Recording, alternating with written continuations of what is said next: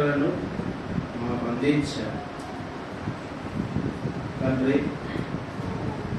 మా హృదయాలు కూడా వాక్యము వినుటకు సిద్ధపరచండి. హృదయం ఖాళీ చేసుకుని నీ స్వరము మాకు అనుగ్రహించు. దైవ సందేశము మీరు అనుగ్రహించు.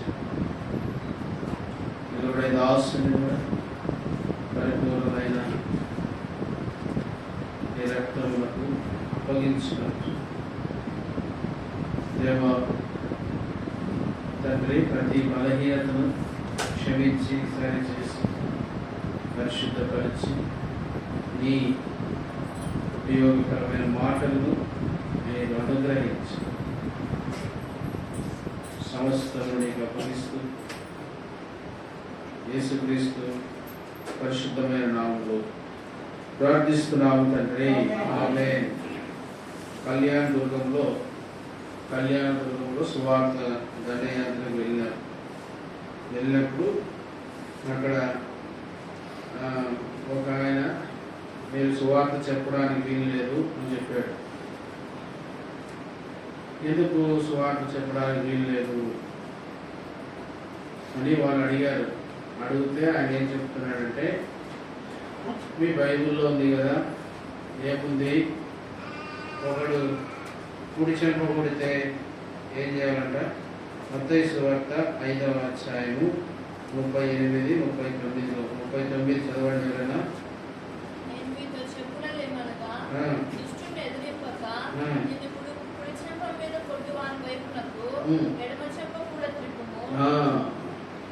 మీ బైబిల్లో ఉంది కదా, ఏముంది? మీ కుడి చెంప మీద కొట్టువాని వైపునకు ఎడమ చెంప కూడా త్రిప్పుము. కాబట్టి మేము ఒక నెల రోజులు మిమ్మల్ని అందరికీ కొడతాం, కుడి చెంప మీద కొడతాం. మీరు అందరూ ఎడమ చెంప చూపించండి. ఒక నెల రోజులు కొట్టిన తర్వాత అప్పుడు మీరు సువార్త చెప్పండి అని ఆయన కండిషన్ పెట్టినాడు. కండిషన్ పెట్టిన తర్వాత వీళ్ళకి ఏం మాట్లాడాలో అర్థం కాలేదు. ఎందుకంటే మీ బైబిల్లోనే ఉంది కదా, కుడి చెంప మీద కొడితే ఎడమ చెంప చూపించమని. కాబట్టి మీరు దానికి మీరు ప్రకటించే మీ బైబిల్లో మీ వాక్యాన్ని మీరు లోబడకపోతే మాకేం చెప్తారు మీరు? సరే, ఒక బ్రదర్ ఏమో పాపం, సరే బ్రదర్ మమ్మల్ని కొట్టండి, మేము నెల రోజుల తర్వాత మళ్ళీ సువార్తకు వస్తాము అని ఒక ఆయన ముందుకు వచ్చాడు. ముందుకు వస్తే వీళ్ళు ఏం చేశారంటే, మిగిలిన వాళ్ళందరికీ అంత విశ్వాసం ఉండాలి కదా. సరే, ఒక బ్రదర్ ముందుకు వస్తే ఆయన ఎట్లా కొట్టాడంటే, బాగా పిడికిలు బిగించి ఒక్కసారి కొట్టాడు. ఆయన కొట్టడంతో ఆయన పడిపోయాడు బ్రదర్. నా బ్రదర్ ఒక్కసారి పిడికిలు బిగించి కొట్టే లోపల పడిపోయాడు, నోట్లోంచి రక్తం వస్తాం. అది చూసి అందరు ఏం చేసినారంటే, బ్రదర్ మేము ఇంకా సువార్త చేయాలో వద్దా, ఏం అర్థం కాలేదు వాళ్ళకి. ఆయన రక్తం వస్తూ ఉంది, ఆయన పడిపోయాడు, ఆయన హాస్పిటల్ తీసుకుని వెళ్ళారు. వీళ్ళందరూ ఎటువంటి ఇక వచ్చిన వాళ్ళు వచ్చినట్టు వెనక్కి వెళ్ళిపోయారు. ఆయన కొట్టిన వ్యక్తి ఒక స్వామీజీ, ఆయన హేళన చేస్తూ ఉన్నాడు. మీ బైబిల్నే మీరు పాటించినప్పుడు మీరు ఏం సువార్త చెప్పడానికి వచ్చారు, ఏ సువార్త చెప్పడానికి వచ్చారు అని అడిగారు. కాబట్టి మనం గమనించాల్సింది ఏంటంటే, అందుకే వాక్యాన్ని సంపూర్ణంగా గ్రహిస్తే మనకి అర్థమవుతుంది. ఏంటంటే, ఇక్కడ వీరు కూడా పాపము సరైన గ్రహింపుతో వారు తెలియదు కాబట్టి కళ్యాణదుర్గంలో బ్రదర్కు ఒక్కసారి కొట్టిన దానికే 2 పళ్ళు ఊడిపోయినాయి ఇక్కడ లోపల. అప్పుడు ఆ బ్రదర్ నాకు అడిగినాడు, బ్రదర్ ఏంటి బ్రదర్ ఈ ప్రాబ్లం ఏంటి, మమ్మల్ని ఇట్లా అన్నారు, దీని గురించి ఏంటి వివరణ, ఏంటి బ్రదర్ ఈ కుడి చెంప ఎడమ చెంప ఏంటి, దీని వివరణ ఏంటి, ఎందుకు కొట్టాడు, తర్వాత ఎందుకు 1 మైలు రమ్మంటే 2 మైలు పోవాలని. అప్పుడు ప్రభు గారిని అడుగుతూ వచ్చాను, ఏంటి అసలు దీని ఉద్దేశం ఏంటంటే, ఇది కొండ మీద ప్రసంగం. ఇది మత్తయి సువార్త 5వ అధ్యాయం నుంచి కొండ మీద ప్రసంగం ఆరంభమవుతుంది. మౌంట్ ఆఫ్ సర్మన్ అంటారు, అంటే కొండ మీద ప్రసంగం. దేవుడు కొండ మీద ప్రసంగం చాలా మర్మం. ప్రతి మాటకు ఒక చరిత్ర ఉంటుంది. దేవుడు ఇక్కడ ప్రతి మాటకు, ప్రతి వచనానికి ఒక చరిత్ర ఉంటుంది. కొండ మీద ప్రసంగంలో ప్రతి మాటకు, ప్రతి వచనానికి ఒక చరిత్ర ఉంటుంది. కాబట్టి ఆ చరిత్రకు ఆధారముగా దేవుడు కూడా మాట్లాడుతూ వచ్చాడు. ఇప్పుడు ఈ మాట చెప్పడానికి కారణం ఏంటంటే, ఇక్కడ ఏముంది, కంటికి కళ్ళు, 38 వచనం, కంటికి కళ్ళు అని చెప్పబడిన మాట మీరు విన్నారు కదా. సరే, ఇప్పుడు ఎట్లా ఉందంటే 39వ వచనంలో, నిన్ను కుడి చెంప మీద కొట్టు వారి వైపునకు ఎడమ చెంప కూడా త్రిప్పుము. ఇప్పుడు దీని విషయమై ఒక లేఖనాల నుంచి మనం క్లియర్గా దీన్ని అర్థం చేసుకోవాలి. మొట్టమొదటిగా ఈ వచనం చెప్పేదానికంటే ముందు ఎంతమంది ఈ వచనాన్ని, అంటే ఈ వచనం గురించిన అవగాహన చాలా మందికి లేదు. ఇప్పుడు కుడి చెంప మీద కొడితే ఎడమ చెంప చూపించాలా చూపించకూడదా, దాంట్లో ఏం అర్థం ఉంది? ఇప్పుడు అన్ని ఏమడుగుతున్నారంటే, ఖచ్చితంగా మీరు కుడి చెంప కొడితే ఎడమ చెంప చూపించాలి. ఇక్కడ దేవుడే చెప్పాడు కదా అని చెప్పాడు. ఈ వచనము దేవుడు చెప్పక ముందు ఏం జరిగిందంటే, అక్కడ యూదుల పరిస్థితి, రోమన్లు యూదుల స్థలాలన్నింటినీ వాళ్ళు ఆక్యుపై చేశారు. యూదుల స్థలాలన్నింటినీ వాళ్ళు జయించి రోమన్లు ఏం చేశారంటే, యూదులకు ద్వితీయ పౌరసత్వం ఇచ్చారు. అంటే సెకండ్ సిటిజన్షిప్. మనకు ఇప్పుడంతా భారతదేశంలో మనందరము పౌరసత్వం కలిగి ఉన్నాం. యూదులకు రోమన్ వాళ్ళు ఏం చేశారంటే ద్వితీయ పౌరసత్వం ఇచ్చారు. అంటే ద్వితీయ శ్రేణి అంటే 2వ పౌరసత్వం. వీరికి 2వ పౌరసత్వం ఇచ్చారు. ఎవరికి? యూదులకు. ఎవరు ఇచ్చారంటే రోమన్లు ఇచ్చారు. వీరికి మొదటి పౌరసత్వం ఇవ్వలేదు. ఈ 2వ పౌరసత్వం ఇచ్చిన యూదుల పరిస్థితి ఏంటంటే, ఇప్పుడు రోమన్లు ఒక స్థలంలో నివసిస్తే, రోమన్లు సైనికులు ఒక స్థలంలో నివసిస్తే, అక్కడి నుండి 1 కిలోమీటర్ వరకు ఎవరైనా యూదులు ఉన్నారంటే వాళ్ళతో ఏ పనైనా చేయించుకోవచ్చు.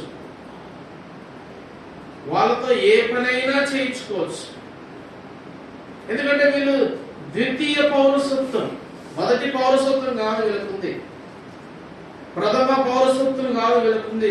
అంటే ద్వితీయ పౌరసత్వం. కాబట్టి 1 మైలు దూరము యూదులు ఎక్కడైనా నివసిస్తే వాళ్ళని తీసుకొచ్చి వాళ్ళతో ఏ పనైనా చేయించుకోవచ్చు. అది రోమన్ల చట్టం.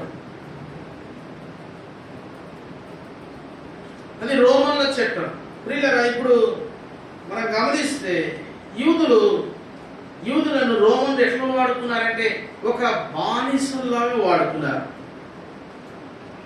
1 మైలు దూరం ఎవరైతే ఉన్నారో వాళ్ళని పిలిపించి రోమన్లు వాళ్ళకి ఏమేమి కావాలో వాళ్ళ పనులన్నీ ఈ యూదులతో చేయించుకున్నారు. బాగా వినాలి, దీని అర్థం వస్తుంది. అంటే వాళ్ళతో బాగా పని చేయించుకునేవారు. రెండోదిగా ఈ యూదులకి విసుకొచ్చేదన్నమాట. మాటి మాటికి పిలుస్తారు, మాటి మాటికి పనులు చేయించుకుంటున్నారు. వీళ్ళకి విసుకొచ్చి వాళ్ళ మీద తిరగబడేవారు. వారి మీద తిరగబడినప్పుడు ఇప్పుడు బాగా వినండి, వారు కుడి చెంప మీద కొడతారు, ఎడమ చెంప రోమన్లు ఉపయోగించరు. క్షమించండి, కుడి చెయ్యిని ఉపయోగిస్తారు కానీ ఎడమ చెయ్యిని రోమన్లు ఉపయోగించరు. ఇప్పుడు చూడండి, తిరగబడినప్పుడు ఏం చేస్తారంటే కుడి చెంప కొడతారు, కుడి చెంప మీద కొడతారు. అయితే ఏ యొక్క హ్యాండ్ ఉపయోగిస్తారంటే, ఏ చేతిని ఉపయోగిస్తారంటే కుడి చేయిని ఉపయోగిస్తారు. రోమన్లకు ఎడమ చేయి అంటే అసహ్యమైనది, ఇది ఒక అపవిత్రమైన దానికోసమే ఈ చెయ్యి ఉంది అని రోమన్ల యొక్క అభిప్రాయం. గ్రీక్ ట్రెడిషన్, రోమన్ ట్రెడిషన్, మరి యూదుల యొక్క ట్రెడిషన్ కూడా ఏంటంటే ఈ ఎడమ చేయిని వాళ్ళు ఉపయోగించడం, ఇది అపవిత్రమైన దానికోసమే ఉంది అనేది వాళ్ళ అభిప్రాయం. కాబట్టి ఎడమ చేయితో ఎవరే కానీ ఏమి కొట్టరు, ఎడమ చేయిని ఉపయోగించరు, కుడి చేయిని ఉపయోగిస్తారు. ఇప్పుడు చూడండి, రోమన్లు కుడి చేయితో ఏం చేయాలంటే కుడి చేయితో ఎటువైపు కొట్టాలా, ఇట్లా కొడితే బాగా ఇట్లా కొడితే వాళ్ళతో సమానము అని అర్థం. రోమన్లు సైనికులు ఎవరైనా ఇట్లా కొట్టారనుకో, కొడితే రోమా సైనికుడు కొట్టించుకున్న వ్యక్తి ఇద్దరు ఒకటే, ప్రథమ పౌరసత్వం ఒకటే, ద్వితీయ పౌరసత్వం ఒకటే. అప్పుడు యూదుడు బానిస కాడు, యూదులు బానిస కాలేరు. కాబట్టి వాళ్ళు ఏం చేస్తారంటే ఇట్లా కొడితే మాతో పాటు సమానం అని చెప్పి ఇట్లా కొడతారన్నమాట. ఇట్లా ఇటువైపు కొడితే ఏంటంటే నువ్వు మాతో సమానుడు కాదు, ఇట్లా కొడతారంటే చాలా అవమానం. రోమన్లు ఇలాగ కొట్టారంటే అది చాలా అవమానం. ఇలాగ కొడితే రోమన్లతో సమానం, ఇలాగ కొడితే అది చాలా అవమానం. ఆ దినాల్లో కోర్టులు కూడా శిక్ష విధించినాయి. చూడండి, 4 ఇట్లా కొడితే 400 జుజీన్స్ అంటారు. జుజీన్ అంటే యూదుల డబ్బులు. జుజీన్ అంటే ఏంటంటే మనకు పావులా ఎట్లో వాళ్ళు జుజీన్ అనేది కూడా అట్లా ఉంటుంది. 4 జుజీన్లు కలిస్తే 1 షెకేల్ అవుతుంది. వాళ్ళు 4 జుజీన్ కలిపితే షెకేల్ అవుతుంది. కోర్టులు కూడా ఎట్లా శిక్ష విధిస్తాయంటే బాగా వినాలి, కోర్టులు కూడా ఎట్లా శిక్ష విధిస్తాయంటే ఇట్లా ఎవరైనా కొట్టామంటే వాళ్ళని అవమానపరిచినట్టు, వాళ్ళు బానిసలైనట్టు, వాళ్ళు రోమన్లతో సమానం కానట్టు. కాబట్టి కోర్టులు కూడా ఏం శిక్ష విధిస్తాయంటే పరువు నష్ట దావా, నన్ను అవమానపరిచినాడు అని కోర్టుకు ఎవరైనా వేసినారంటే కోర్టులు 400 జుజీన్స్ ఫైన్ కట్టమంటారు. ఇట్లా కొడితే 200. ఎందుకంటే ఇట్లా కొడితే సమానము, రోమన్లతో సమానము. కాబట్టి ఎందుకంటే ఇది ఉపయోగించకూడదు, మళ్ళీ బాగుండాలి, ఈ హ్యాండ్ ఉపయోగించకూడదు. రోమన్లు ఈ హ్యాండ్ ఉపయోగించారు, గ్రీకులు ఈ హ్యాండ్ ఉపయోగించారు, అంటే ఎడమ చేతిని ఉపయోగించారు. యూదులు కూడా ఉపయోగించారు, ఈ ఎడమ చేతిని ఉపయోగించారు. ఇప్పుడు కొడితే కుడి చేతిని కొట్టాలి, ఇలా కొడితే సమానం. ఇప్పుడు వీళ్ళని యూదుల్ని వీళ్ళు ఎట్లా కొట్టాలి, ఆ దినాలు ఎట్లా కొట్టేవాళ్ళంటే ఇట్లా కొట్టేవాళ్ళు. బాధుడాలను ఎట్లా కొట్టేవాళ్ళంటే ఇట్లా కొట్టేవాళ్ళు. ఇప్పుడు ఇట్లా కొడితే ఏం జరుగుతుంది, ఒక సైడ్ కుడివైపు ఇట్లా కొట్టేవాళ్ళనుకోండి, వీళ్ళ ఎడమ వైపున చూపించండి, ఇట్లా కొట్టలేడు, కొడితే ఏమవుతుంది, సమానం అయిపోతారు. యేసు ప్రభువు ఒక లాజిక్ చెప్పాడు, చాలా మంది అర్థం కాలే. ఇక్కడ చూడండి ఏమన్నాడు, అది చదవండి. ఇప్పుడు 39, నేను మీతో చెప్పున్నది ఏమనగా చదవండి.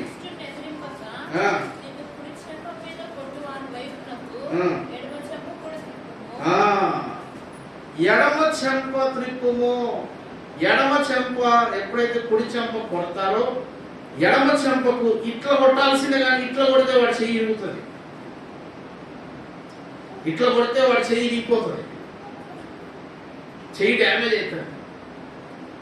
దేవుడు ఎందుకు తెలుసా, మీ ఎడమ చెంప చూపించమన్నాడు, చూపిస్తే రోమన్లతో పాటు సమానమైన పౌరసత్వం వచ్చేస్తుంది.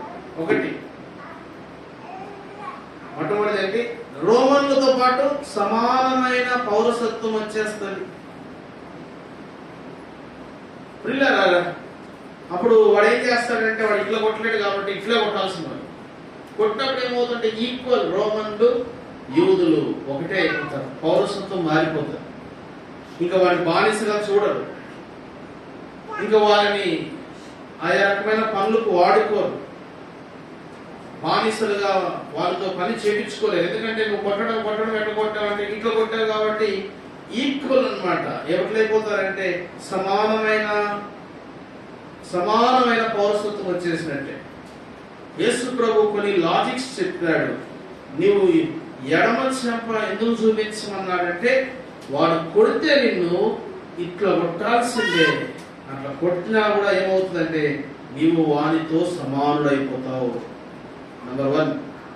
నంబర్ 2 ఏం చూపించాడంటే, ఇక్కడ మన యొక్క సమర్పణ చూపించాడు. నంబర్ 1 ఏంటంటే లాజిక్ చెప్పాడు. ఒకటి, నీవు కుడి చెంప కొడితే ఎడమ చెంప చూపించు, నంబర్ 1.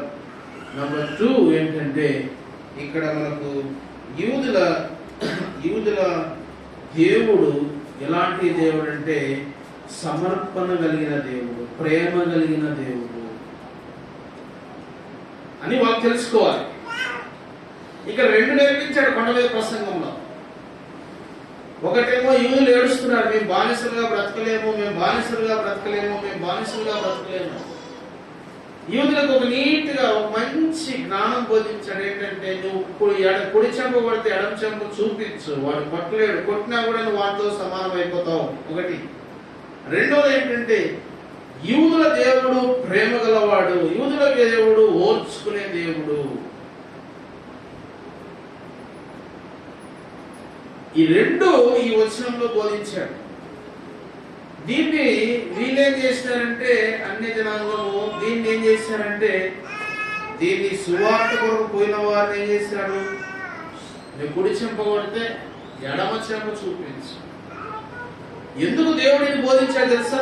ఆ దినాల్లో యూదుల మీద ఉన్న యొక్క ద్వితీయ పౌరసత్వం అంటే బానిసలుగా చూస్తున్నారు కాబట్టి, యూదుల్ని రోమియోలతో కలిసి సమాన పౌరసత్వం ఇవ్వడానికి, బానిసత్వం నుంచి విడిపించడానికి నీ కుడి చెంప చూపించమన్నాడు, ఎడమ చెంప చూపించమన్నాడు. కాబట్టి మనం అందుకే వాక్య సత్యం తెలుసుకోవాలి. తెలుసుకున్నప్పుడే ఎవరైనా సరే మాట్లాడినప్పుడు మనకు అర్థమవుతుంది ఏంటంటే, వాళ్ళు ఈ రకంగా వాళ్ళు కొట్టలేరు, ఈ రకంగా కొట్టాల్సింది, ఈ రకంగా కొట్టినారంటే మనము ప్రధానమైన పౌరసత్వం, మొదటి పౌరసత్వంలో వచ్చేస్తాం.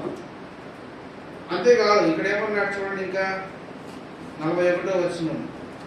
ఒకడు ఒక మైలు దూరం రమ్మని నిన్ను బలవంతం చేసిన యెడల, ఒకడు ఒక మైలు దూరం రమ్మని నిన్ను బలవంతం చేసిన యెడల. ఆ దినాల్లో చెప్పినా కదా, ఆ రోమా సైనికులకు యూదులు ఎవరైనా ఒక మైళ్ళు దూరం ఉంటే వాళ్ళతో బాగా పని చేయించుకుంటారు,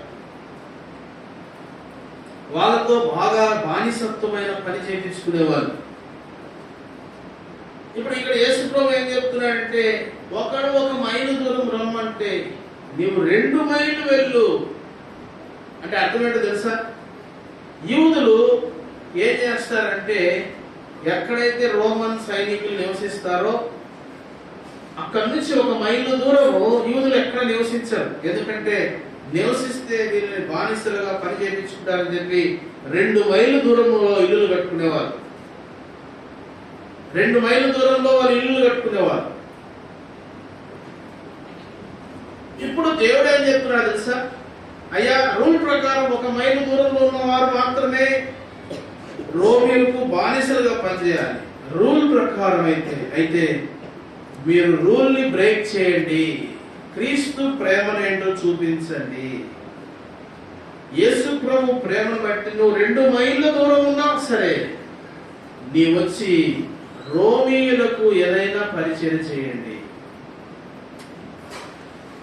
ఇక్కడ చెప్పే ఈ మాటల అర్థం ఏంటంటే, యేసు ప్రభు చెప్పే మాటల అర్థం ఏంటంటే, 2 మైళ్ళు దూరం ఉన్న యూదులను రోమీలు వాడుకునేదానికి అధికారం లేదు. రూల్స్ ఒప్పుకోవన్నమాట. 2 మైళ్ళ దూరం ఉన్న వారిని ఎవరిని కానీ బానిసలుగా వాళ్ళని వాడుకోకూడదు.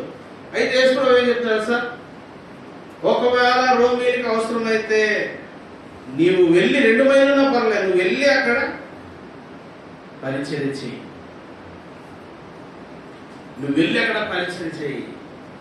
అప్పుడు ఏం తెలుస్తుందంటే వీళ్ళ దేవుడు ఎంత ప్రేమ గలవాడో తెలుస్తుంది. వీళ్ళ దేవుడు ఎంత ప్రేమ గలవాడో తెలుస్తుంది. ఇక్కడ దీని అర్థాలు ఇవి. ప్రతి ఈ వచనానికి, కొండ మీద ప్రసంగానికి, ప్రతి వచనానికి చరిత్ర ఉంది. అప్పుడున్న పరిస్థితులను బట్టి దేవుడు అనేక విషయాలు బోధిస్తూ వచ్చాడు. కాబట్టి రాత్రి చాలా మందికి తెలియని సత్యం ఏంటంటే, ఇక్కడ యూదుల చరిత్ర ఆధారంగా యేసు ప్రభు యూదులకే కాదు, ఈరోజు మనకు కూడా పనికొచ్చే మాటలు మాట్లాడుతూ వచ్చాడు. ఈ కొండ మీద ప్రసంగంలో 1 మైలు రమ్మంటే ఇప్పుడు ఎంత దూరం పోవాలంట? 2 మైళ్ళు. ఎందుకు 1, 2 అన్నా అంటే 1 మైలు దూరంలో యూదులు ఎవ్వరు లేరు.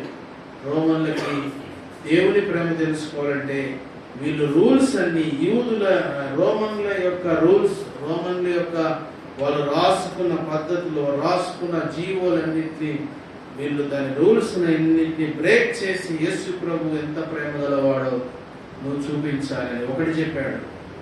ఇంకోటేమో చెంపదగ్గ విషయంలో అయితే సమాన ఎందుకు నువ్వు ఎడమ చెంప చూపిస్తే వాడు కొట్టేప్పుడు నువ్వు సమాన పౌరసత్వంలో వచ్చేస్తావు. రెండోదిగా ఏంటంటే, ఒకవేళ కొట్టినా కూడా ఏం కనబడుతుందంటే నీ ఓర్పు, నీ సహనం కనిపిస్తుంది. దేవుడు నీకు ఇచ్చిన ఓర్పు, దేవుడు నీకు ఇచ్చిన సహనం, ఈ 2 విషయాలు బేస్ చేసుకున్నారు. ఇది వాళ్ళకి తెలియదు వాళ్ళు. కాబట్టి వేరే వాళ్ళు ఒక్కొక్కరు ఒక్కొక్క వాక్యం తీసుకొని ఇష్టానుసారంగా బోధించుకొని వాళ్ళకి అనుకూలంగా దాన్ని మలుచుకొని దాన్ని ఏం చేశారంటే సువార్తకు ఆటంకంగా కలుగజేస్తూ వచ్చారు. కాబట్టి ఆ సహోదరికి ఈ విషయాలు చెప్పినప్పుడు అది తెలుసుకున్నాడు, చాలా సంతోషించాడు. ఇది మనకు కూడా అవసరమని దేవుడు మరి నాతో మాట్లాడడం బట్టి ఇది మనకు కూడా, మనం సువార్త చేసి మనకు కూడా. అయితే వాళ్ళ మీద కొమ్మని కాదు, ఇక్కడ వాళ్ళ మీద కొమ్మని కాదు, దీని చరిత్ర ఏంటో మనం తెలుసుకోవాలి. కుడి చెంప, ఎడమ చెంప యొక్క చరిత్ర ఏంటి, 1 మైలు దూరం రమ్మంటే 2 మైలు కూడా ఏంటి, ఇది ఎందుకు చెప్తున్నాడు, దీని చరిత్ర ఏంటి అనేది మనం తెలుసుకున్నప్పుడు మనం కూడా ప్రియుల వాక్యంలో మనం భద్రపరచబడతాం. వాక్యం ద్వారా మనము సువార్తను అందించవచ్చు. అట్లా చెప్పి కుడి చెంప కొట్టినాడు పోయి గుద్దమని కాదు కదా, కుడి చెంప కొట్టినాడు పోయి కొట్టేసినామని కాదు కదా. మన ఇష్టానుసారంగా మనం ప్రవర్తించడానికి వీల్లేదు. ఇక్కడ ఏం చెప్పబడిందంటే ఈ చరిత్ర ఆధారం చేసుకొని వాళ్ళు కొట్టే పద్ధతి, ఇలా కొడతారు, ఇలాంటి పద్ధతులను ఆధారం చేసుకుని దేవుడు వాళ్ళు బానిసత్వంలో నుంచి మంచి ప్రథమ పౌరసత్వంలోకి తీసుకురావాలని ఏం చెప్పాడంటే, మీరు ఎడమ చెంప చూపించుకున్నాడు. రెండవది సహనం, ఓర్పు కూడా అవసరం. మనం మొదటిదే పట్టుకొని రెండోది వదిలేయద్దు, రెండోది కూడా అవసరమే. కాబట్టి ఈ విషయాలు మనము గమనించి భవిష్యత్ దినాల్లో వాక్యానుసారంగా బ్రతకడానికి దేవుడు మనకు సహాయం చేస్తాడు. అపోస్తుల కార్యములు 9వ అధ్యాయము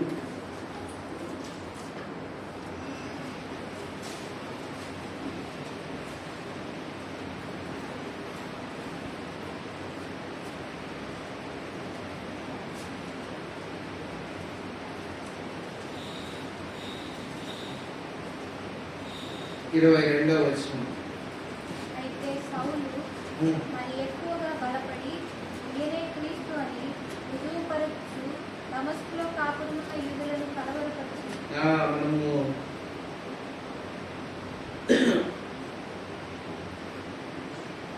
అపోస్తలుడైన పౌలు గురించి ధ్యానం చేస్తున్నాము. తన ముందున్న పేరు అయితే సౌలు మరి ఎక్కువగా బలపడి ఈయనే క్రీస్తని రుజువుపరచుచు దమస్కులో కాపురమున్న యూదులను కలవరపరిచెను. ఇప్పుడు మన అంశానికి వస్తాం. కొన్ని వారం చూసినా కదా, పౌలు యొక్క జీవితాన్ని మనం చూసాము. పౌలు ఎలాంటి వాడో మనం చూసాము. పౌలు మరింత బలం తెచ్చుకున్నాడంట. ఎందుకు తెచ్చుకున్నాడు? పౌలుకు వ్యతిరేకంగా ఒక గుంపు ఉన్నారు అక్కడ. పౌలు గురించి పాతవి జరిగిన విషయాలు మాట్లాడుతూ మరి పౌలను వారు ఎంతో అనుమానిస్తున్నారు. అలాంటి సందర్భంలో పౌలు మరి బలపడినట్టుగా మనం చూస్తాం. ఇప్పుడు 22 వచనంలో చూస్తే, అయితే సౌలు మరి ఎక్కువగా బలపడి ఈయనే క్రీస్తుని రుజువుపరచుచు దమస్కులో కాపురం ఉన్న యూదులను కలవరపరిచెను. ఇప్పుడు యూదులు ఎందుకు కలవరపడ్డారు? సమాధానం ఇవ్వాలి కదా, ఎందుకు యూదులు కలవరపడ్డారు? ఇక్కడ ఇప్పుడు సౌలు బలపడితే వీళ్ళకెందుకు కలవరము? ఈయనే క్రీస్తుని రుజువుపరుస్తున్నాడంట. మంచిదే, రుజువుపరిచాడు. రుజువుపరుస్తున్నప్పుడు నీకు రుజువులతో సహా చెప్తున్నప్పుడు వీళ్ళకి ఎందుకు కలవరం వచ్చింది? యూదులకు ఎందుకు కలవరం వచ్చింది? ఇప్పుడు నీకు రుజువు చూపిస్తే ఏం చేయాలో నమ్మాలి. ఈయనే క్రీస్తుని పౌలు రుజువు చేస్తూ ఉన్నప్పుడు మీరు నమ్మాలి. నమ్మకుండా వీళ్ళకి ఏమొచ్చిందంట? యూదులు కలవరం వచ్చేసింది. యూదులకు కలవరం రావడానికి కారణాలు ఏంటి? ఈయనే క్రీస్తు అయితే వీళ్ళకి అభ్యంతరం ఏంటి? యేసే క్రీస్తు అయితే వీళ్ళకి అభ్యంతరం ఏంటి? వీళ్ళకు కలవరం ఎందుకు రావాలి?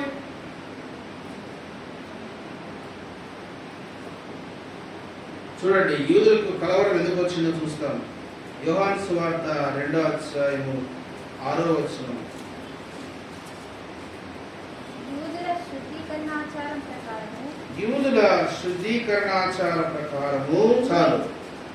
యూదులు శుద్ధీకరణ ఆచారం ఉంది.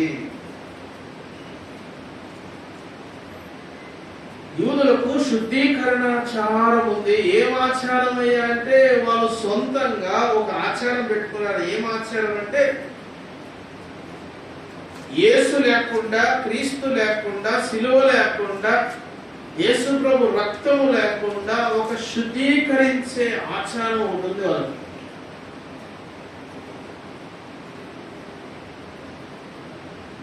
కొన్ని ఆచారం ఎక్కడి నుంచి వచ్చింది? ధర్మశాస్త్రంలో ఉందంటే ధర్మశాస్త్రంలో లేదది. ఈ యూదులందరూ కలిపి వాళ్ళు సొంతంగా వాళ్ళు శుద్ధీకరించుకునే ఒక ఆచారం పెట్టుకున్నారు. ఆచారం ఏంటంటే వారు ఉదయము సాయంత్రము రాతిబాన్లో ఉన్న నీళ్ళను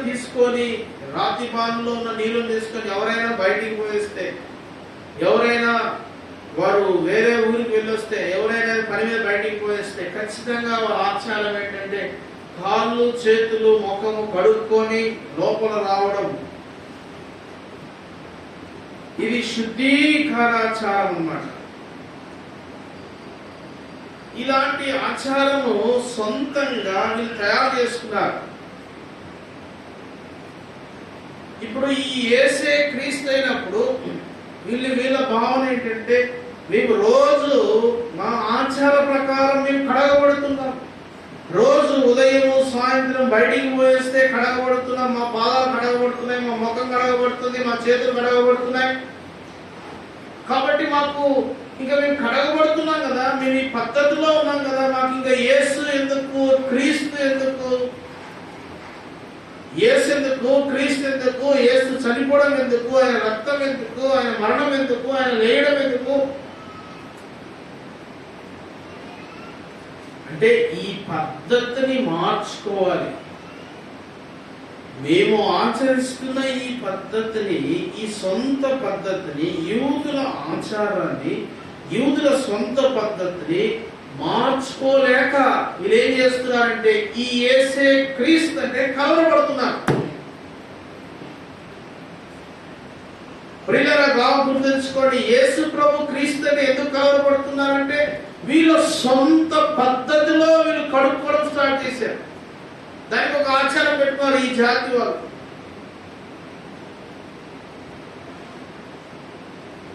ఈ యేసు క్రీస్తుని అంగీకరిస్తే, ఒప్పుకుంటే ఈ సొంత పద్ధతి పోతుంది.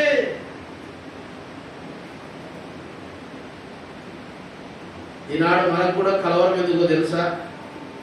మనకు కూడా కొన్ని సొంత పద్ధతులు ఉంటాయి. ప్రతి వారికి సొంత పద్ధతులు ఉంటాయి.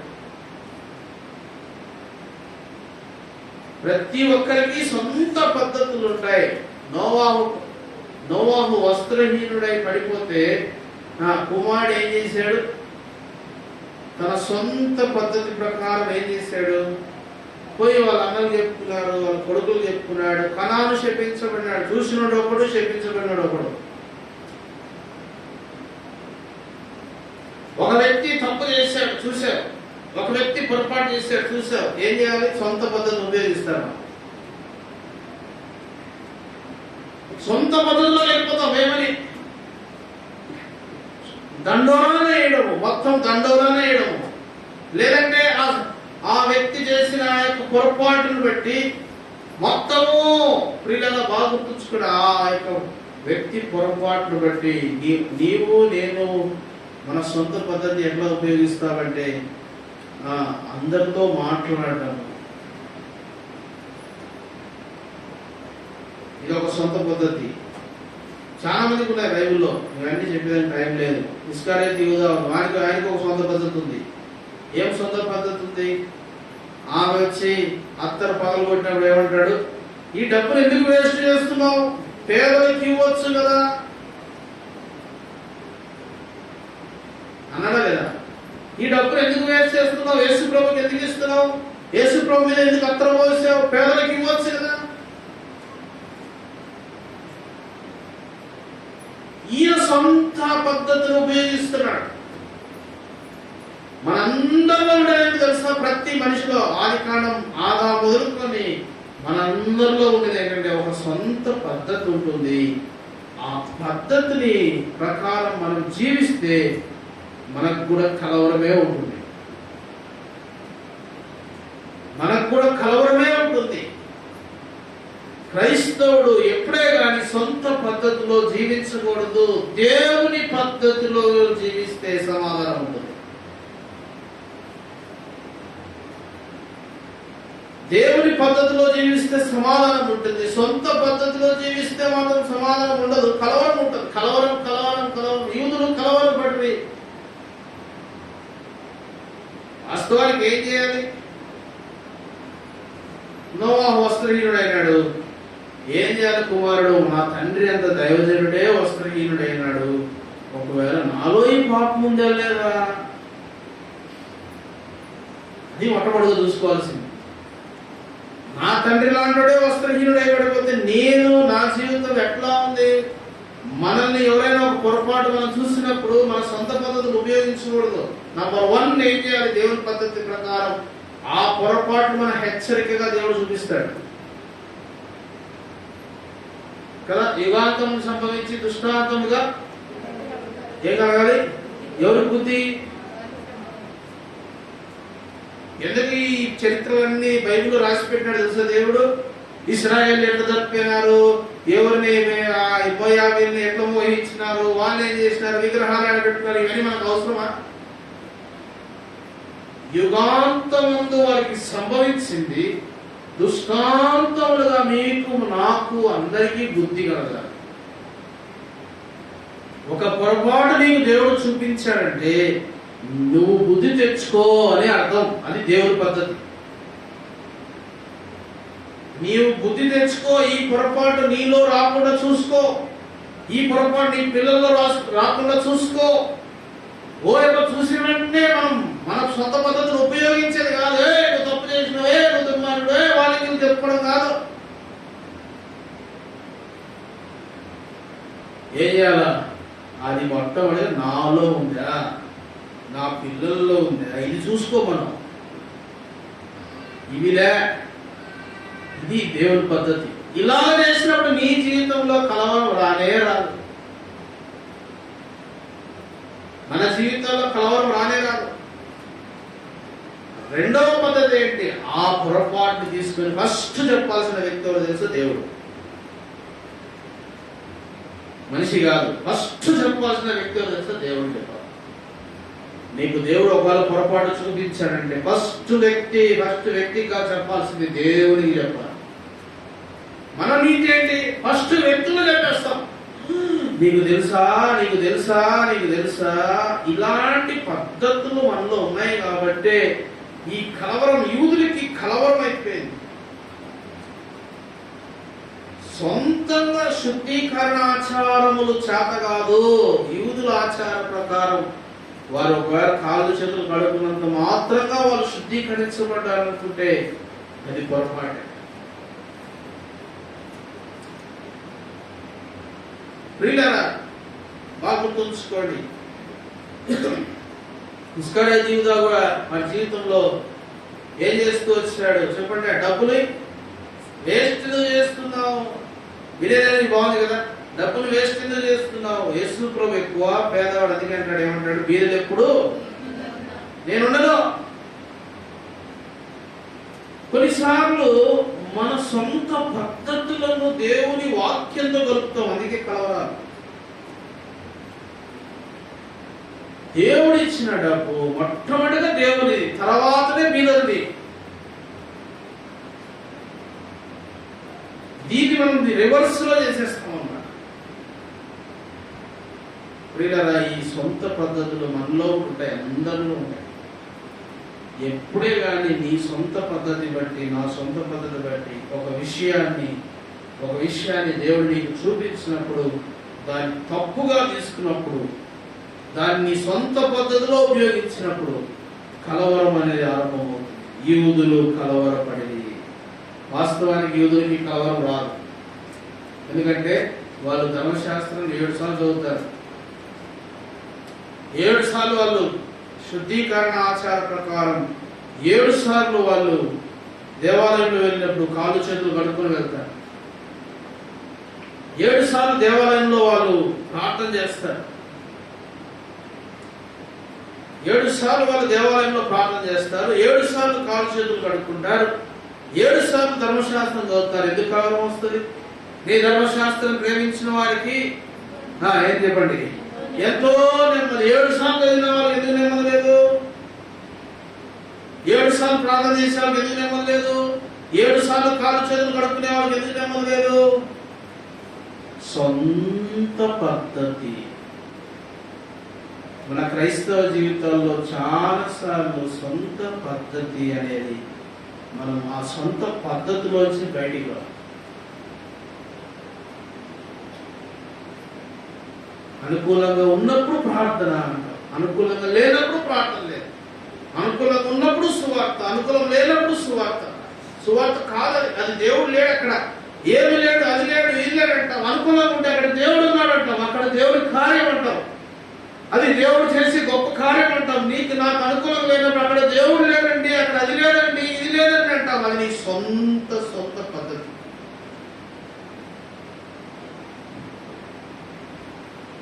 ప్రియులారా, ఇది మనం ఇక్కడి నుంచి బయటికి వస్తే మనకు కలవరం అనేది దూరం అయిపోతుంది. కలవరం అనేది రాదు. ఈయన చెప్పింది ఏదో చెప్పలే యూదులకు ఏమేమో చెప్పలే.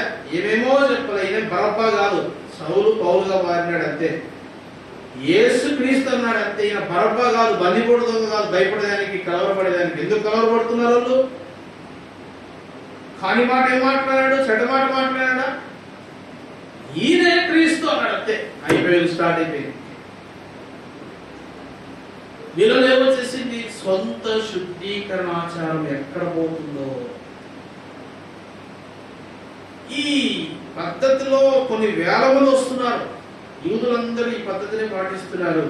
ఇప్పుడు మేము ఈ యేసు క్రీస్తు అంటే, ఈ యేసుని క్రీస్తుగా ఒప్పుకుంటే ఈ పద్ధతులన్నీ పోతాయి. యూదులు ఎవరు రారు, యూదులు ఈ ఆచారం పాటించరు, మాకు కానుకలు రావు, మాకు పావురాలు రావు, ఈ శాస్త్రం పరిచయం మా దగ్గరికి ఎవరు రారు. ప్రియులారా, చాలా మంది క్రైస్తవ జీవితాలు ఇలాగే కలవరంలోనే వాళ్ళు సాగిపోతున్నారు. దయచేసి ప్రతి విషయంలో బాప్తీసం తీసుకున్న తర్వాత, రక్షణ పొందిన తర్వాత ఎక్కడే కానీ నీ సొంత పద్ధతిలో వెళ్ళొద్దు. ప్రతి దానికి దేవుని పద్ధతి ఉంది. ఒకడు పాపం చేసినా, ఒకవేళ నీవు పాపం చేసినా, నేను పాపం చేసినా, దేవుని పద్ధతి ఉంటుంది. దేవుని మార్గాలు ఒకటి ఉన్నాయి.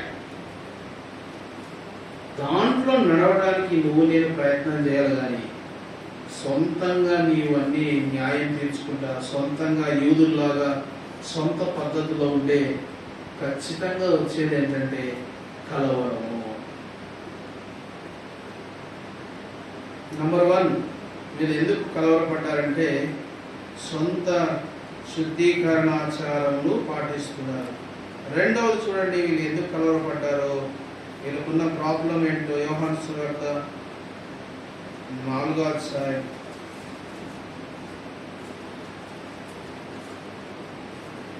9వ వచనం.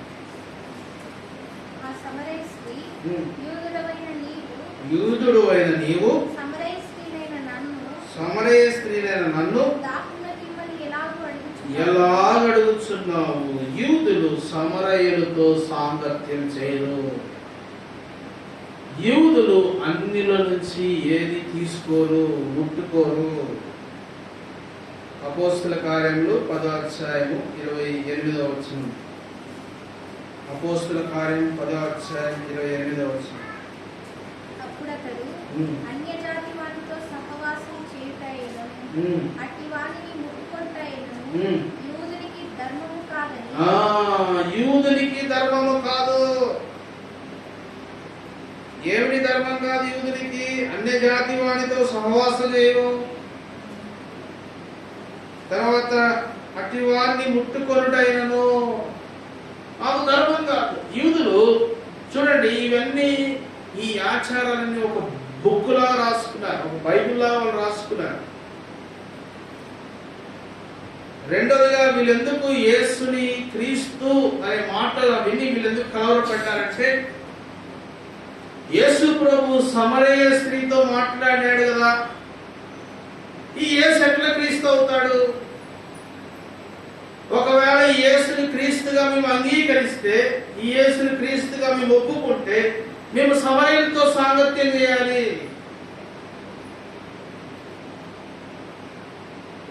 మేము అన్యులతో సాంగత్యం చేయాలి. అన్ని జాతి వాళ్ళతో సాంగత్యం చేయాలి. కాబట్టి యేసు క్రీస్తును ఒప్పుకునే ప్రసక్తి లేదు. యేసుని క్రీస్తుగా స్వీకరిస్తే ప్రియులారా, మేము అందరితో సహవాసం సాంగత్యం చేయాలి.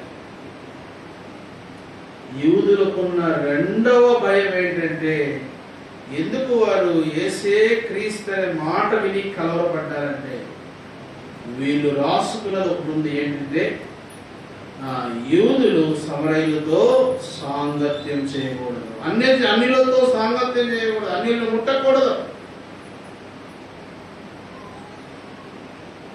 అంటే యూదులకి ఏం లేదని అర్థం. ఇప్పుడు సమానత్వం అనేది లేదు యూదా జాతిలో.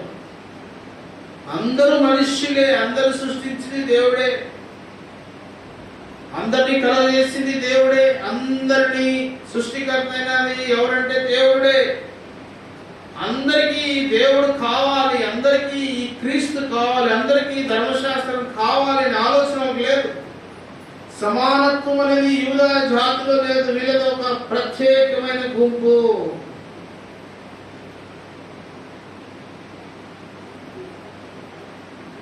రెండవదిగా వీళ్ళకి కలవరం రావడానికి కారణం ఏంటంటే, సమానత్వం పోతుంది. క్షమించండి, మా ప్రత్యేకంగా మేము మా గుంపు గురించి ఉన్న ప్రియుల ప్రత్యేకంగా మా గుంపుకున్న ఆధిక్యతలు,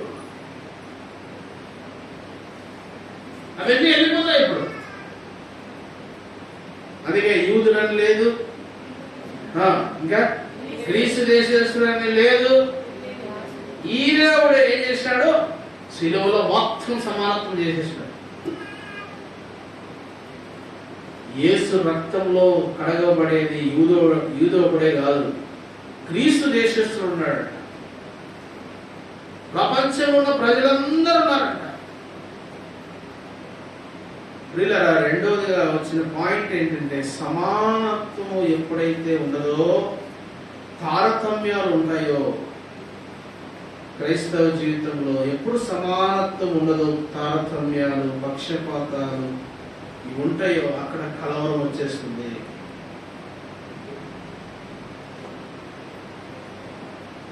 ఇది చాలా ప్రమాదం. చాలా మంది కలవరం ఎందుకు తెచ్చుకుంటారంటే, సమానత్వం వారి జీవితంలో కనిపించదు. అనవసరంగా ఏం తెచ్చుకుంటారంటే, ఈ కలవరాన్ని వారు ఎదురు తెచ్చుకునేవారుగా ఉంటారు. వాస్తవానికి దేవుని వాక్య ప్రకారం ఏంటంటే, శిలువలో యేసుప్రభు ఎప్పుడైతే తన ప్రాణం ఇచ్చినాడో అప్పటి నుండి సమానత్వం అనేది దేవుడు చేస్తూ వచ్చినాడు. మొత్తం ఆ గోడను, తర్వాత తెరను మొత్తాన్ని చీల్చివేసేసి, చాలా మంది ఇక్కడ పొరపడుతూ ఉంటారు అన్నమాట. కొందరు క్యాస్ట్ బట్టి సమానత్వం వస్తుంది, కొందరు హోదాలు బట్టి సమానత్వం, కొందరు నీకు అనుకూలంగా ఉంటే సమానత్వం, నాకు అనుకూలంగా ఉంటే సమానత్వం, కొందరు ఉద్యోగాలు బట్టి సమానత్వం.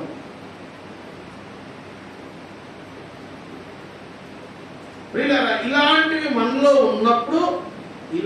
మనలో ఉన్నప్పుడు ఖచ్చితంగా ఏమొస్తుందంటే కలవరం వచ్చేస్తుంది. యూదులకు ఎట్లా వచ్చిందో అట్లా కలవరం వస్తుంది. ఒకటి గుర్తుపెట్టుకో, యేసు రక్తాన్ని బట్టి అందరూ సమానత్వమే. యేసు రక్తంలో కడగబడిన వారందరూ సమానత్వంలోనే. మనం ఒకరినొకరిని యోగ్యులుగా, అందుకేమన్నాడు, మీరు ఒకరినొకరిని యోగ్యులుగా ఎంచుకోండి. ఎవరు ఎంచుకుంటారు యోగ్యులుగా? నాకంటే మీరు యోగ్యులు అని ఎవరని అంటారా? అట్లెందుకు ఎంచుకుంటారు? నీకంటే నేను యోగ్యుని అనుకుంటాం లోపల, పైకి మాత్రం నాకంటే గొప్పవాడివి, నీకు టాలెంట్ ఉంది, నీవు అట్లా ఇట్లా, లోపల మాత్రం నీకేమి యోగ్యత ఉంది, నేను యోగ్యుని.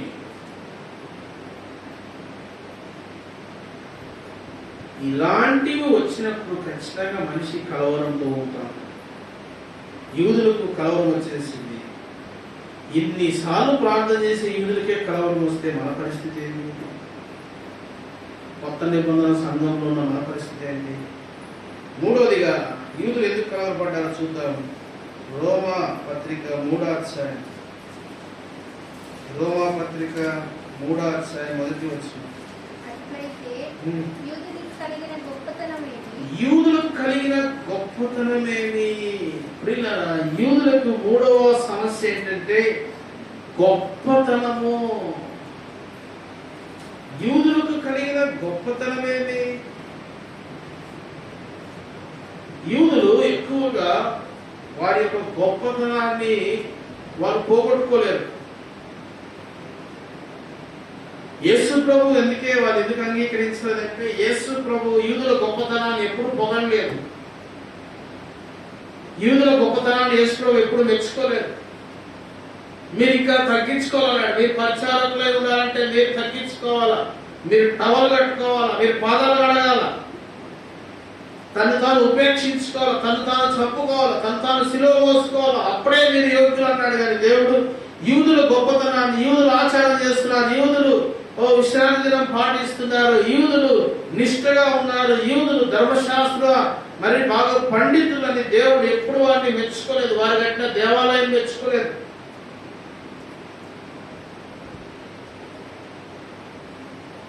కానీ యూదుల మూడవ సమస్య ఏంటంటే, ఈ యేసు క్రీస్తుగా అంగీకరిస్తే ఈ యేసు క్రీస్తు అని వారు నమ్మితే వీళ్ళ గొప్పతనం పోతుందని భయం. వీళ్ళ గొప్పతనం పోతుందని వీళ్ళు భయం. ప్రియులారా, చాలా మంది క్రైస్తవులు ఇక్కడ ఆగిపోతారు. యేసు క్రీస్తుగా అంగీకరిస్తే మేము ఎక్కడ అవమానం పొందుతాం, మేము ఎక్కడ నిందించబడతాం, ఇరుగు పొరుగు ఏమంటారు, బంధువులు ఏమంటారు, జనాలు ఏమంటారు, బయట వాళ్ళు ఏమంటారు, లోపల వాళ్ళు ఏమంటారు.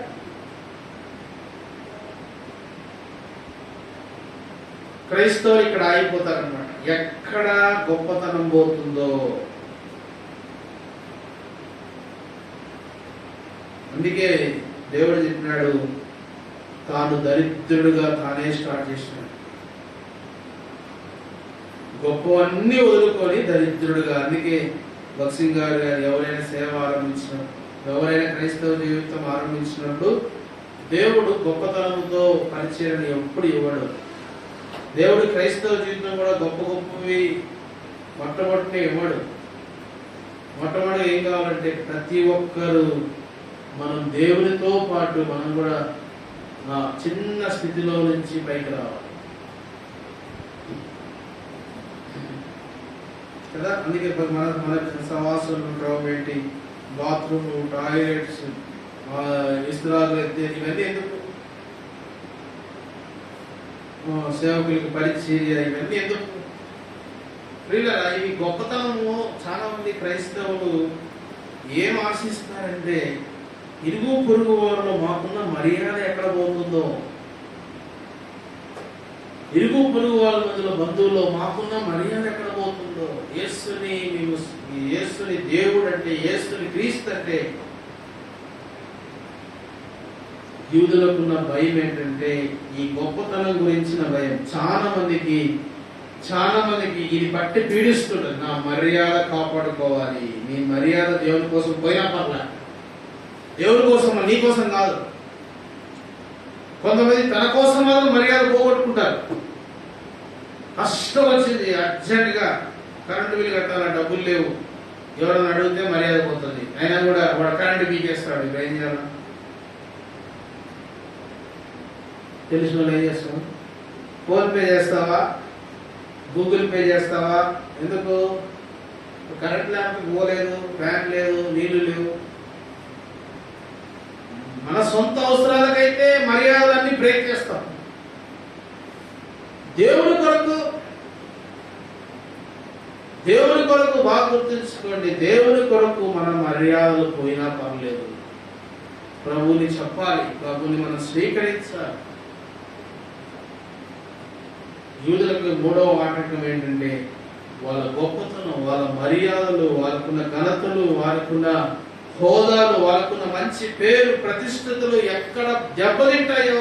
యేసు దేవుడు అంటే మమ్మల్ని ఎక్కడ చులకనగా చూస్తారో, మమ్మల్ని ఎక్కడ అవమానంగా చూస్తారో, మమ్మల్ని ఎక్కడ బలహీనంగా చూస్తారో, మమ్మల్ని ఎక్కడ మర్యాద ఇవ్వరో. కాబట్టి ఇదే బాధ ఇప్పుడు క్రైస్తవుల్లో కూడా ఉండిపోయింది. ఈ గొప్పతనం కూడా ఇచ్చి ఆలోచన చేసేవారు, ఈ గొప్పతనం కూడా బ్రతికే వారిలో ఖచ్చితంగా కలవరం ఉంటుంది. యాడ నా గొప్పతనం పోతుందో, యాడ నా మర్యాద పోతుందో. ప్రభు కొరకు మర్యాద పోయినా పర్లే, అర్థమైందా? ప్రభు కొరకు మర్యాద అంటే ఏంటి? ప్రేరణ ఒక గుడ్డి అతన్ని పెళ్లి చేసుకోమని చెప్పినాడ ఒక డాక్టర్. దేవుడు ఒక గుడ్డి అతన్ని, కళ్ళు లేనంతని దేవుడు ఒక డాక్టర్ పెళ్లి చేసుకోమంటే ఆమె నేను పెళ్లి చేసుకుంటా అంటే ఇప్పుడు ఏమనాలి? ఏమంటారు? ఏమైంది? పిచ్చా, మెంటలా, రోగమా, ఇదే ఏంటండి? ఇప్పుడు ఎంత మర్యాద పోతుంది బంధువుల్లో, సంఘంలో ఎంత మర్యాద పోతుంది? సంఘంలో అంతా దేవదూతలా? ఇప్పుడు దేవదూతులే, గేట్ దాటినాకే అంత దేవదూతలా? ప్రియులారా, మరి ఇట్లా టైంలో ఏం చేయాలి? మర్యాద చూడాలా, దేవుడు చెప్పింది చూడాలి. భక్సింగ్ గారు దేవుడు నమ్మినప్పుడు ఎయిర్పోర్ట్ లో వాళ్ళందరూ ఉమ్మేసి అవేసి ఇవేసి అక్కడ పడుకునేకి ఎక్కడ లేకపోతే ఫుట్పాత్ మీద పడుకున్నాడు. అది మర్యాద పోదా? అది ప్రభు కొరకు మర్యాద పోయినా పర్లేదు. ప్రభు మాట వినడం అనేది ముఖ్యమైనది. యూదులు దాన్ని అంగీకరించాలి. నీ మాట వద్దు, నీ వద్దు, క్రీస్తు వద్దు, మాకున్న మర్యాదలు మాకు కావాలి, మాకున్న మర్యాదలు మాకు కావాలి, మాకున్న గౌరవాలు మేము వదులుకోము. ఈరోజు సంఘాల్లో, వ్యక్తిగత జీవితాల్లో పట్టి పీడిస్తున్నది ఇదే. దేవుడు చెప్పిన మాటకు మర్యాద పోయినా పర్లేదు అని ముందుకొచ్చి క్రైస్తవులు లేరు. కానీ మాకు ఎక్కడ మర్యాద పోతుందో, మర్యాద కోసం బ్రతికే వాళ్ళు ఎప్పుడు కలవరంలోనే ఉంటారు. వాళ్లకు నెమ్మది అనేది, శాంతి అనేది కరువైపోతుంది.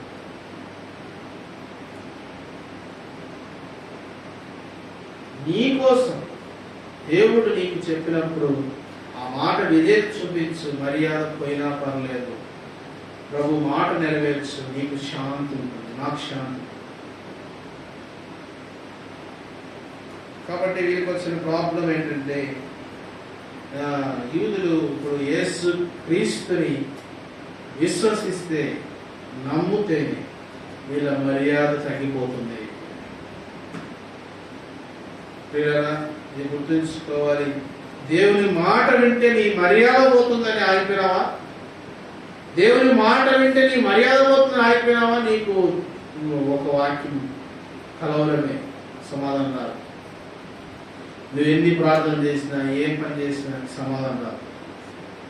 దేవుని మాట కోసం ఏమైనా సరే ప్రభువా, నాకు మర్యాద వచ్చినా రాకపోయినా ఏమైనా సరే ప్రభువా అని తీర్మానం చేసుకున్నారా, శాంతి అనేది మన వెంట ఉంటుంది, సమాధానం అనేది మన వెంట ఉంటుంది. ఆఖరిగా యూదులు కలవరపడడానికి కారణం, ఆఖరి కారణం చూసి ముగిస్తాను. 1 కొరింథీ 1వ అధ్యాయము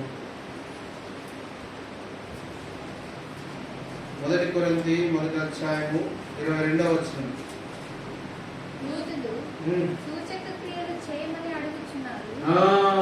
యూదులు ఏమడుగుతున్నారంట? సూచక క్రియలు చేయమని అడుగుతున్నారు. ఈ యేసే క్రీస్తు అయితే మాకు సూచక క్రియలు చేయి.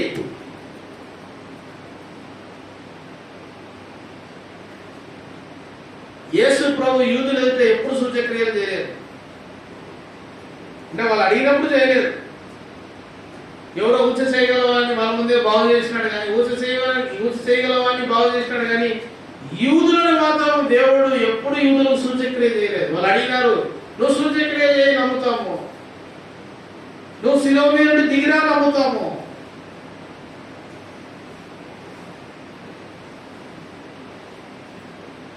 మన క్రైస్తవ జీవితాల్లో కూడా మనం కూడా ఎక్కడ ఆగిపోతామంటే, ఈ సూచక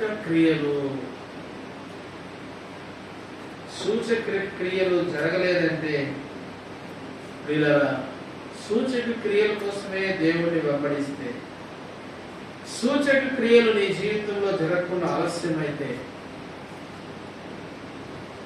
ఈ యేసు క్రీస్తుగా విశ్వసించేదానికి మనసు రాదు. విశ్వాసం అనేది తగ్గిపోతుంది. చాలా మంది అన్న అన్యులు బాగవుతున్నారన్నా, విశ్వాసులు ఎందుకు బాగు కావట్లేదు? అన్యులు బాగవుతున్నారు, విశ్వాసులు ఎందుకు బాగు కావట్లేదు? సూచక క్రియలు యూదులు అడుగుతున్నారు. నీవు ఇట్లా చేస్తేనే, సూచక క్రియ చేస్తేనే యేసుని క్రీస్తుగా మేము అంగీకరిస్తాము.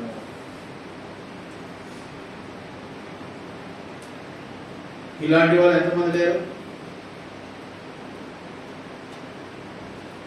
సూచక క్రియగా దేవుడు చేయకపోతే ఆ యేసుని విశ్వసించలేము, ఆ యేసుని వెంబడించలేము, ఆ యేసుని ప్రార్థించలేము, ఆ యేసు కొరకు బ్రతకలేము, ఆ యేసు కొరకు జీవితాన్ని ముందుకు కొనసాగించలేము. ఇప్పుడు యూదులు కోపం ఏంటో తెలుసా? మేము అడిగినప్పుడు ఎప్పుడు సూచక క్రియ చేయలేదే, ఎందుకు నమ్మాలి యేసు దేవుడని, ఎందుకు నమ్మాలి యేసుని క్రీస్తు అని యూదులకున్న కోపం ఆయన మీద.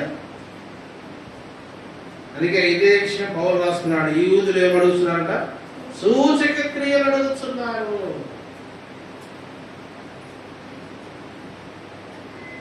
ఇన్ని కారణాలైనాయి వాళ్ళు కలవరపడేదానికి కదా. ఎప్పుడు అద్భుతాలు, సూచక క్రియలు జరగాలని ఆశపడేవాళ్ళు ఎప్పుడు అలా ఉండే వాళ్ళకు మాత్రం సమాధానం రాదు.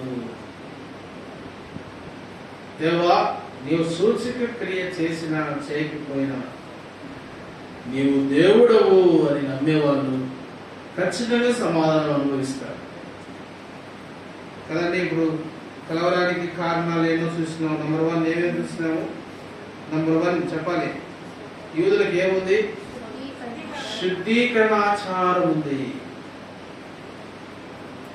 అంటే వాళ్ళ యొక్క సొంత తెలివితేటలతో ఒక బుక్కును రాసుకున్నారు.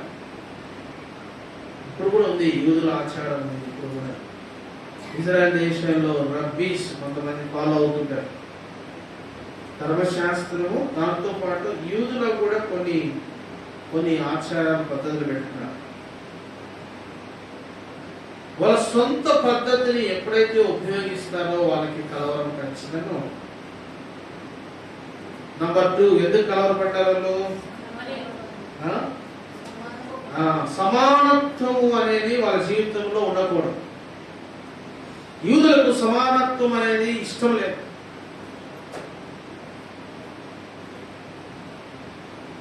మన జీవితాల్లో కూడా ఎప్పుడైతే సమానత్వము అనేది మన జీవితంలో ఇష్టం లేకుండా ఉండదో కలవరం అనేది ఆటోమేటిక్ మన పక్కనే ఉంటుంది. సమానత్వం ఇది క్రైస్తవ జీవితంలో చాలా ముఖ్యమే. యూదులకు లేదది. ఇప్పుడు యేసుని క్రీస్తు అంగీకరిస్తే సమానత్వం పోతుంది. మూడోదిగా ఏంటి? ఎందుకు కలవరం వచ్చింది? వారి గొప్పతనం ఎక్కడ పోతుందో.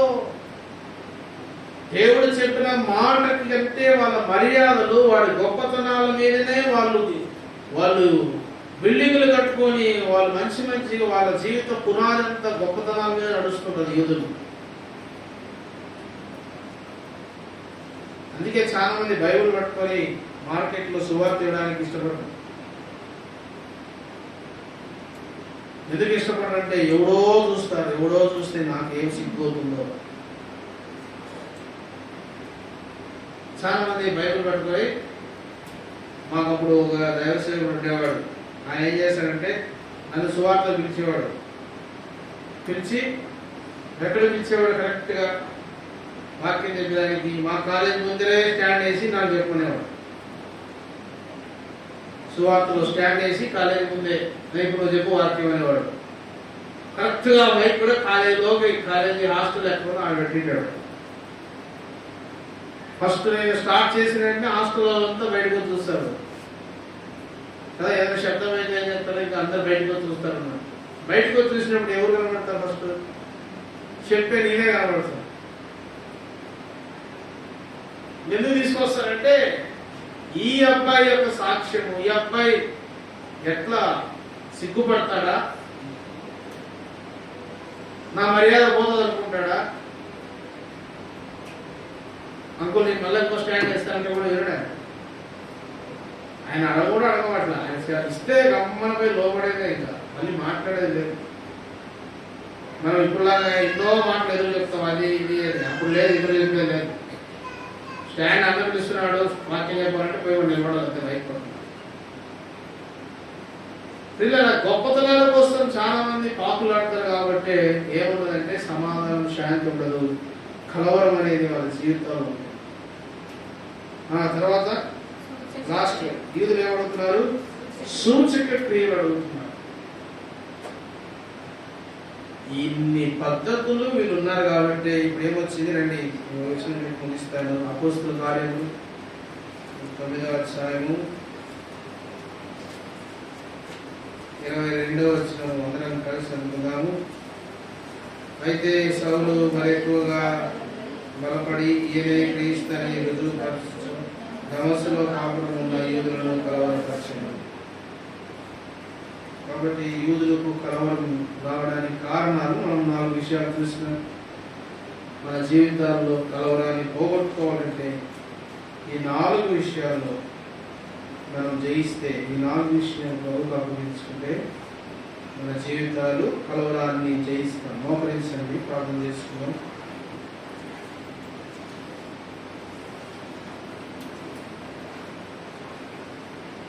ప్రేమల పరలోకపు తండ్రి, వాక్యం ద్వారా